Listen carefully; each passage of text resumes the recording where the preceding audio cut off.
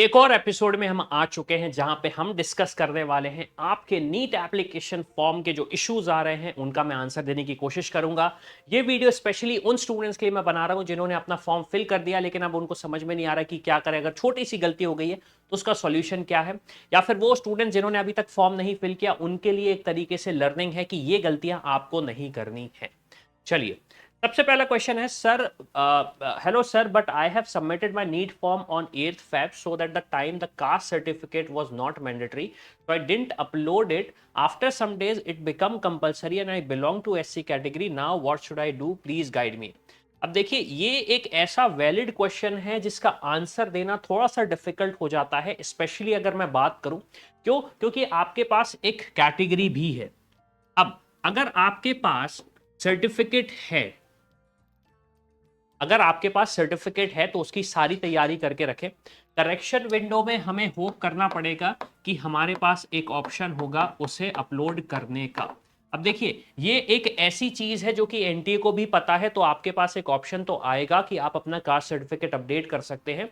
एक तरीका मैं आपको दूंगा। सबसे पहले तो आप एनटीए को ईमेल कर दीजिए कि मेरे पास ही एक ऐसा इशू आ रहा है, इसके लिए आप मुझे सॉल्यूशन दीजिए।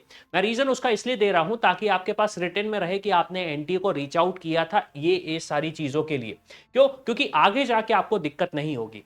सेकेंडली, जब करेक्शन विंडो आपकी ओपन होगी 9 तारीख से लेके 11 तारीख तक, तो उस टाइम पे आप अपडेट कर सकते हैं। लेकिन अगेन कंस्टेंट यही है कि क्या क्या चीजें अपडेट हो सकती हैं, ये भी सब्जेक्ट टू अप्रूवल ही है। लेकिन आपको टेंशन लेने की जरूरत नहीं। जो मुझे लगता है वो ये है कि एनटीए को पता है ये चीजें और वो अपडेट जरूर करेगी। नेक्स्ट क्वेश्चन है sir, I field annual income of family wrong more than the actual, can I change it और रिकरेक्टेड? सबसे पहली चीज, अगर आपने अपनी फैमिली इनकम ज्यादा भर दी है तो इससे आपके फॉर्म रिजेक्ट होने का कोई रीजन नहीं बनता है। क्यों? क्योंकि आपसे फैमिली इनकम का प्रूफ नहीं मांगा गया है। आपसे सिर्फ वो इंफॉर्मेशन फिल कराई गई है, जो कि मेरे हिसाब से मुझे लगता है इसकी कोई भी जरूरत नहीं। आप पढ़ाई करने जा रहे हैं, जब नीट का एग्जाम होता है उसके बाद जो रिजल्ट होता है, कॉलेजेस आपको आपकी रैंक और आपका कोई कोटा या फिर कोई कैटेगरी है उसके बेसिस पे अलॉट होते हैं। तो मेरे हिसाब से इनकम प्रूफ मंगाने की कोई भी जरूरत नहीं है और इनकम की इंफॉर्मेशन लेने की भी कोई जरूरत नहीं है, लेकिन उन्होंने ली है। अगर आपसे ये गलत हो गई है तो इससे फॉर्म रिजेक्ट नहीं होगा, लेकिन हाँ, करेक्शन विंडो में अगर आप आता है तो आप इसे अपडेट कर सकते हो। सर, एक पॉइंट जिसमें पूछा था कि क्या आप अपने माता पिता की अकेली बालिका हैं, उसमें यस लिख दिया है। मैंने अकेली नहीं हूं, मेरे भैया भी हैं, तो ये ठीक हो सकता है। यस, ये भी ठीक हो जाएगा अगेन करेक्शन विंडो में। बट एक सबसे बड़ी चीज जो मैं आपको बताना चाहूंगा, इसमें अगर आपने कोई मिस्टेक करी है तो इससे आपके फॉर्म रिजेक्ट होने के कोई भी चांसेस नहीं, क्योंकि ये एक सिलेक्शन क्राइटेरिया नहीं है। ये कोई सिलेक्शन क्राइटेरिया नहीं है कि आपने अगर ये चीज गलत भर दी तो हम आपको एडमिशन नहीं देंगे या फिर हम आपका फॉर्म रिजेक्ट कर देंगे।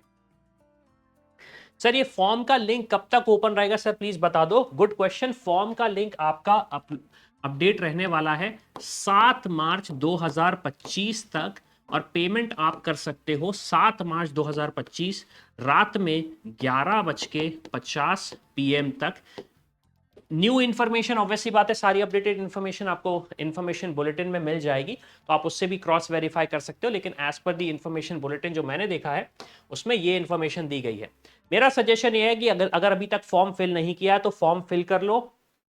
27-28 तारीख तक आप देख लेना आपसे कोई गलतियां तो नहीं हुई हैं, और उसके बाद फिर आपको जो भी अपडेट्स करने हैं आप वो कर दो, और 7 तारीख के पहले फॉर्म फिल कर दो आप। सर, प्रेजेंट एड्रेस और परमानेंट एड्रेस डिफरेंट है, तो प्रेजेंट एड्रेस प्रूफ में क्या अपलोड करो? देखो, प्रेजेंट एड्रेस अगर आपका किसी दूसरी स्टेट में है और आपको लगता है वहां जाके आपको एग्जाम देना है तो आप उसे करो। अदरवाइज आप बोल दो मेरा प्रेजेंट एड्रेस और परमानेंट एड्रेस भी सेम है, क्योंकि देखो एनटी आपके घर तो आने वाला नहीं है प्रेजेंट एड्रेस चेक करने के लिए कि नहीं नहीं आपने यहाँ पे किया है। वो सिर्फ आपसे एक डॉक्यूमेंट अपलोड करवा रहे हैं कि आप अपना प्रूफ दीजिए कि आप यहाँ पे रहते हैं। तो बेटर ये है कि अगर यहाँ पे डिफरेंस हो रहा है और आपको कोई इंपैक्ट नहीं होता कि आप एग्जाम आप अपने घर से देना चाहते हो या फिर आप अपनी नेटिव स्टेट से देना चाहते हो, तो बेटर ये है आप अपना परमानेंट एड्रेस ही अपलोड करो। अपना परमानेंट एड्रेस ही अपलोड करो और कोई दिक्कत नहीं होगी। बस डिफरेंस ये आएगा कि आपके पास जो ऑप्शंस आएगा एग्जाम सेंटर चूज करने की सिटीज का, वो सिर्फ और सिर्फ एक ही स्टेट का आएगा, तो उससे ज्यादा इंपैक्ट तो नहीं होने वाला। क्यों? क्योंकि ये सिलेक्शन का क्राइटेरिया नहीं है। नेक्स्ट क्वेश्चन, सर सिग्नेचर में मिस्टेक हो गई है तो क्या करूं प्लीज। अब ये एक ऐसी मिस्टेक है जिसकी वजह से आपको एग्जाम नहीं देने दिया जाएगा। मैं उसका रीजन बताता हूं क्यों। सिग्नेचर से वेरीफाई होता है कि ये जो स्टूडेंट है ये वही स्टूडेंट है जिसने सिग्नेचर किया था फॉर्म फिल करते टाइम। अब क्या होता है, जब आप एग्जाम देने जाते हो तो इन्विजिलेटर आपके पास आता है और आपसे बोलता है आप सिग्नेचर करो। तो सिग्नेचर करने के लिए अब देखिए, मान लीजिए मैंने ये सिग्नेचर आपके सामने किया। अब मैं अगर इस सिग्नेचर को रेप्लिकेट नहीं कर पा रहा हूं ना, तो एग्जामिनेशन का जो इन्विजिलेटर है उन्हें ये समझ में आ जाएगा कि ये जो सिग्नेचर है और ये जो सिग्नेचर है ये अलग अलग है। तो सिग्नेचर आपको वही करना है जो आपसे करते बनता हो। मान लीजिए ये, क्योंकि अगर वो मैच नहीं हुआ तो हो सकता है इन्विजिलेटर आप पे क्वेश्चन लगाए और पूछे कि क्या आप वही स्टूडेंट हो जिसने फॉर्म फिल किया है, क्योंकि अनफेयर मींस भी यहां पे एप्लीकेबल हो सकता है। तो ये चीज आपको जरूर करनी है। अब अगर आपसे ये गलती हो गई है तो अगेन सबसे पहले तो आप चेक कर लो वो सिग्नेचर आपसे हो रहा है या नहीं हो रहा। अगर हो रहा है तो कोई दिक्कत नहीं, अदरवाइज उसे अपडेट कर देना करेक्शन विंडो में। अब सबसे इंपॉर्टेंट चीज, काफी सारे स्टूडेंट्स जो आप लोग अभी मॉक एग्जाम दे रहे हो, मॉक एग्जाम देते देते आप ये भी फाइंड आउट कर लो कि आपकी रैंक क्या आ रही है। क्यों? क्योंकि उस रैंक के बेसिस पे ही आपको अब काउंसलिंग करनी पड़ेगी एग्जाम के बाद। तो यहां पे जाके आप देख सकते हो, मान लीजिए आपने 600 का स्कोर पुट किया, कैलकुलेट पे क्लिक करोगे तो आपको आपकी रैंक मिल जाएगी। और उस रैंक के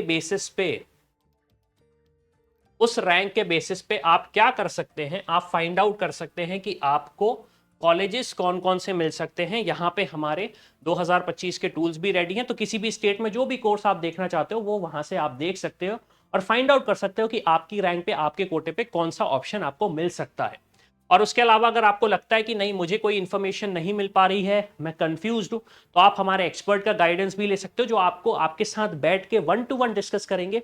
फॉर्म फिल कराने से लेके एडमिशन प्रोसेस में वो आपके साथ रहेंगे ताकि आपको कोई भी दिक्कत ना हो। नेक्स्ट क्वेश्चन है हमारे पास, सर मेरा जो फिंगरप्रिंट एक्सप्रेशन का जो फोटो था वो 90 डिग्री रोटेट करके पोस्ट हुआ है, कोई प्रॉब्लम तो नहीं होगी? ये एक टेक्निकल इशू है, मैंने देखा है काफ़ी सारे स्टूडेंट्स को आ रहा है। जिन स्टूडेंट्स के हमने भी फॉर्म फिल किया उनके साथ भी ये इशू हो रहा है, तो इसमें कोई दिक्कत नहीं होगी आपको। सर मैंने सिर्फ 2 थंब इंप्रेशन दिए हैं, फिंगर्स नहीं दिए, हो सकता है क्या? अगेन यहां पे आपको करेक्शन विंडो का वेट करना पड़ेगा। लास्ट ईयर करेक्शन विंडो में सारी की सारी फील्ड्स अपडेट हो रही थी, इस साल हमें वेट करना पड़ेगा। लेकिन ये भी रिक्वायर्ड है, आपको 10 फिंगर्स का ही फिंगरप्रिंट और थंब इंप्रेशन देना है, जो कि स्पेसिफाई है कि आपको वही करना है, तो आप आगे पीछे कुछ नहीं कर सकते। सो आई होप काफी सारे क्वेश्चंस के आंसर मिले होंगे। ऐसी गलतियां आपको नहीं करना है अगर फॉर्म नहीं फिल किया है। अगर फिल कर दिया है, सेम गलतियां हुई हैं, तो उसको आप सुधारने के लिए मैंने जो वीडियो में बताया उस चीज को फॉलो कर सकते हो। और हाँ, चैनल को सब्सक्राइब करके रखो, यूट्यूब पे, इंस्टाग्राम पे जाके फॉलो कर लो। क्यों? क्योंकि जब काउंसलिंग स्टार्ट होगी तो सारी की सारी इंफॉर्मेशन अगर आपको मिलती रहेगी तो आप एक अच्छे डॉक्टर बनने में आसानी हो जाएगी आपको। क्यों? क्योंकि सही रास्ता चुनोगे तभी सही डॉक्टर बन पाओगे। इसी के साथ मैं हूं अविनाश, मेरा काम है रास्ता दिखाना, स्पेशल के डॉक्टर बनना आपका। I hope you like this video. For more such videos, keep watching our channel and do not forget to like, share and subscribe.